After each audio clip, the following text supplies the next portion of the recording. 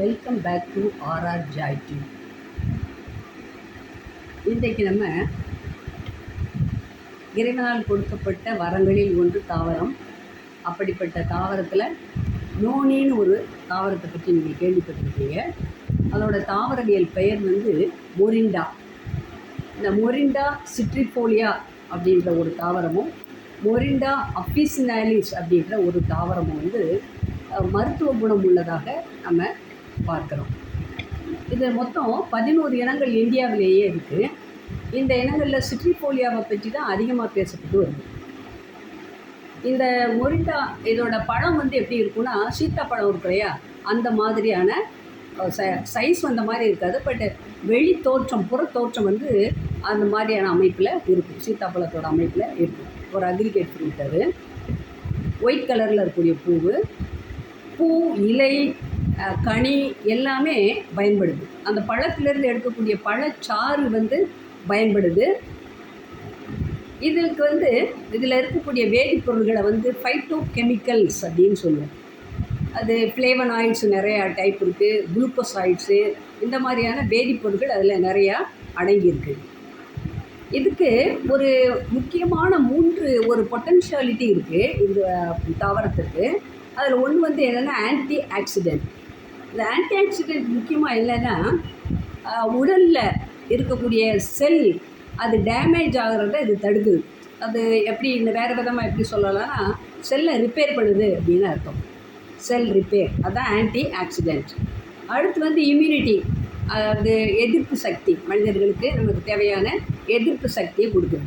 இது anti inflammation. Anti இன்ஃப்ளமேஷன்னா தோலில் ஏதாவது அலர்ஜி மாதிரி வர்றது, வீக்கம், அந்த மாதிரியானதுக்கெல்லாம் இது ரெட்டிஷாக இருக்கக்கூடிய தடிமனான பகுதி, இதுக்கு அந்த மாதிரியெல்லாம் அது பயன்படுகிறது. பழங்காலத்தில் முந்தி காலத்துலேயே இது ரொம்ப நாளாக யூஸ் பண்ணிகிட்டு இருக்காங்க. எதுக்குன்னா, அது பெயின் ரிலீஃபுக்கு. அதாவது வலி இருந்தது அப்படின்னா மூட்டு வலிக்கு கூட இதை யூஸ் பண்ணியிருக்காங்க. அதே மாதிரி தோலில் வரக்கூடிய காயங்களுக்கு அதை பயன்படுத்தியிருக்கிறாங்க.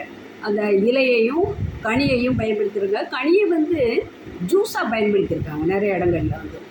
அது மாதிரி இதுக்கு ஒரு வூண்ட் ஹீலிங் பவர் இருக்கிறதா இருந்தது. அது இன்னும் இருக்குது. அதை பழங்காலத்தினர் கண்டுபிடிச்சி அவங்க பயன்படுத்திக்கிட்டு இருந்தாங்க. இப்போ என்ன செய்கிறாங்கன்னா, அதை சப்ளிமெண்ட்டாக பயன்படுத்துகிறாங்க. கேப்சூல், பில்ஸு, ஜூஸு, இந்த மாதிரி மெடிக்கல் ஃபீல்டில் இந்த தாவரங்களை ரொம்ப பயன்படுத்துகிறாங்க. அது தவிர உணவாகவும் அந்த பழங்களையெல்லாம் ஜூஸுக்கு உணவாக பயன்படுத்துகிறாங்க. பெவரேஜஸ், அதாவது இலைகளை டீ தயாரிக்கிற மாதிரி தயாரித்து அதை சாப்பிட்றாங்க. இப்போது NIH, அதாவது நேஷ்னல் இன்ஸ்டியூட் ஆஃப் ஹெல்த்து, இங்கே பாக்டீரியல் இன்ஃபெக்ஷனுக்கு, வயிறு, குடல் சம்பந்தமான, செரிமான சம்பந்தமான நோய்களுக்கு, அப்புறம் உணவாகவும் இதை பயன்படுத்துகிறாங்க. இதை பயன்படுத்தலாம் அப்படின்னு இந்த நேஷ்னல் இன்ஸ்டியூட் ஆஃப் ஹெல்த், இந்த ஆர்கனைசேஷன் சொல்லுது. இது ரிசர்ச் ஆனால் இது மோஸ்ட்லி எதில் நடந்ததுன்னா எலியில் தான் நடந்தது. இப்போ அதனால் மனிதர்களுக்கு நிறைய நடக்கலை. பட் இதை பயன்படுத்திக்கிட்டு இருக்காங்க. அதனால் என்ன வரலாம், ஏதாவது ரிஸ்க்னால் என்ன வரலாம் அப்படின்னா, ஒரு 3 monthsக்கு மேலே கண்டினியூஸாக இதை நம்ம பயன்படுத்தினா கல்லீரல் பாதிப்பு ஏற்படலாம். கண்டினியூஸாக பயன்படுத்தும் போது அது தவிர இந்த நோனியில் பொட்டாசியம் அதிகமாக இருக்குது. அதனால் பிபி என்ன செய்யலாம்னு குறையலாம். ஸோ இதை நம்ம தொடர்ச்சியாக பயன்படுத்துகிறோம் அப்படின்னா, ஒரு நல்ல டாக்டர்கிட்ட, ஒரு சுகாதார வல்லுநர்கள்கிட்ட நம்ம அட்வைஸ் கேட்டுட்டு அதுக்கப்புறம் இதை பயன்படுத்தணும். இந்த உலக சுகாதார நிறுவனம் இந்த தாவரத்தை புற்றுநோய்க்கு பயன்படுத்தலாமா அப்படிங்கிற ஆய்வு பண்ணிகிட்டு இருக்காங்க. அதில் இருந்து மருந்து இருக்குது, அதை பண்ணலான்னு குப்தா, அப்புறம் அவரோட கூட இருக்கக்கூடிய நிபுணர்கள், ஆராய்ச்சியாளர்கள் புற்றுநோய்க்கு மருந்தாக அதை பயன்படுத்துறதுக்கு ஆராய்ச்சி பண்ணிக்கிட்டு இருக்காங்க. இது தவிர ஹெப்பட்டோ டாக்ஸிக், நான் முதல்ல சொன்னேன் இல்லையா, அதிகமான 3 மாதத்துக்கு மேலே பயன்படுத்தினா கல்லீரலில் நச்சுத்தன்மை வந்துடும் அப்படின்னு, அதற்காகவும் ஆராய்ச்சிகள் நடந்துகிட்ருக்கு. இதில் இந்த ஃபைட்டோ கெமிக்கல்ஸ் நிறையா இருக்கிறதுனால தான், வேதிப்பொருட்கள், ஃப்ளேவனாய்டு, குளுக்கோசாய்டு போன்ற பொருட்கள் இருப்பதனால தான் இந்த கேன்சருக்கு, டயபெட்டிஸ், அதுக்கு ஈவன் அதை மனநல கோளாறுக்கு கூட அது வந்து பயன்படுத்தப்படுகிறது. அல்சீமியருக்கு பயன்படுத்துகிறாங்க. இதெல்லாம் இன்னும் ஆராய்ச்சிகள் வந்து இன்னும் தெளிவான முடிவை சொல்லாததுனால எல்லோரும் நிறைய அதை பயன்படுத்தலை. ஆனால் பழங்காலம் முதற்கொண்டு இது பயன்படுத்தப்படுகின்ற ஒரு முக்கியமான தாவர இனம், நமக்கு மிக அருகாமையில் இருக்கக்கூடிய ஒரு தாவர இனம் இந்த நோனி தாவரம்.